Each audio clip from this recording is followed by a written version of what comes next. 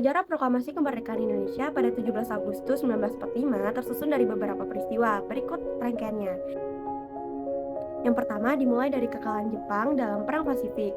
Nah, yang kedua penolakan deklarasi Potsdam, yang dimana Jepang harus menyerah tanpa syarat atau akan dihancurkan secara besar-besaran. Jadi sebelum proklamasi kemerdekaan Indonesia adalah jatuhnya bom di Hiroshima dan Nagasaki. Hiroshima dibom pada 6 Agustus 1945. 3 hari kemudian, pada 9 Agustus 1945, Sekutu menjatuhkan bom di Nagasaki.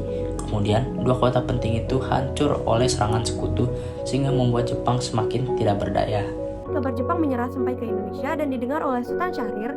Lalu Syahrir meneruskan kabar tersebut ke golongan tua dan ke golongan muda. Peristiwa Rengas Dengklok terjadi karena menyerahnya Jepang kepada Sekutu yang menimbulkan tekanan terhadap golongan muda agar golongan tua mau mempercepat proklamasi kemerdekaan Indonesia. Namun, dua tokoh dari golongan tua yakni Insinyur Soekarno dan juga Muhammad Hatta menolak dan memilih untuk menunggu keputusan dari Jepang dan juga hasil sidang PPKI. Sehingga pada tanggal 16 Agustus 1945, tepatnya dini hari, golongan muda yakni Soekarni, Aidit, Mikana, dan juga Chairil Saleh yang berasal dari perkumpulan Menteng 31 menculik dan juga membawa Soekarno-Hatta ke Rengas Dengklok.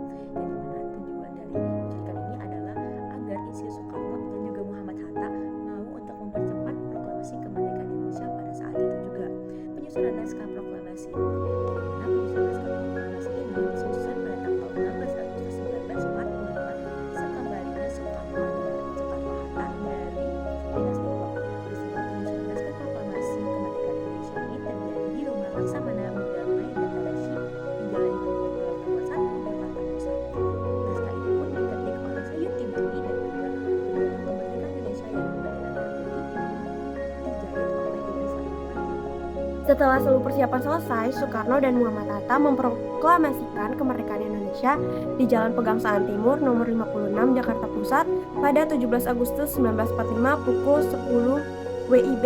Ketika bendera dikibarkan, semua yang hadir dalam peristiwa proklamasi kemerdekaan Indonesia menyanyikan lagu Indonesia Raya. Kabar proklamasi kemerdekaan Indonesia pun telah menyebar ke seluruh penjuru tanah air melalui siaran radio, media cetak, hingga para utusan daerah. 4 peristiwa penting yang terjadi setelah proklamasi kemerdekaan Indonesia. Peristiwa di Surabaya. Dalam perjuangan di Surabaya, terdapat 2 peristiwa penting. Pertama, saat insiden bendera di Hotel Yamato. Pada tanggal 19 September 1945, Belanda mengibarkan bendera negaranya yang berwarna merah, putih, dan biru di Hotel Yamato sehingga menimbulkan kemarahan para pemuda Indonesia. Yang kedua ada pertempuran Ambarawa. Pada tanggal 20 Oktober 1945, tentara Sekutu yang dibonceng Nica mendarat di Semarang di bawah pimpinan Brigadir Jenderal Bethel. Tentara Sekutu berniat untuk membebaskan tawanan perang Belanda di Magelang. Hal itu menimbulkan bentrokan senjata. Yang ketiga ada Bandung Lautan Api.